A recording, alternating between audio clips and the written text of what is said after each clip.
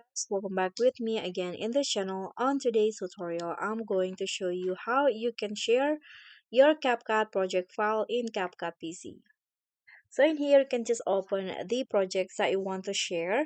So don't click on anything, don't click on the video, but go to the details in here and click on this modify button. Then for the import material in here, you need to choose the copy to project.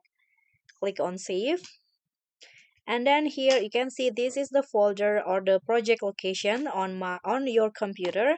Remember this and open it on your file explorer. I've already opened it, so this is the project file, and you can just copy it, then go to where you want to save it, or you can just for example, I'm going to just paste on the desktop.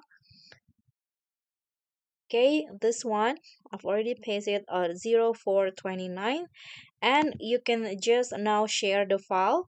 But to make it easier, I suggest you to compress it to a zip file, and after that you can just share it to your colleagues or friends. You can share it through email or any other social platform. So that's all for me. Thank you so much for watching. Don't forget to like, comment, and subscribe. Also click on the thanks. Bye.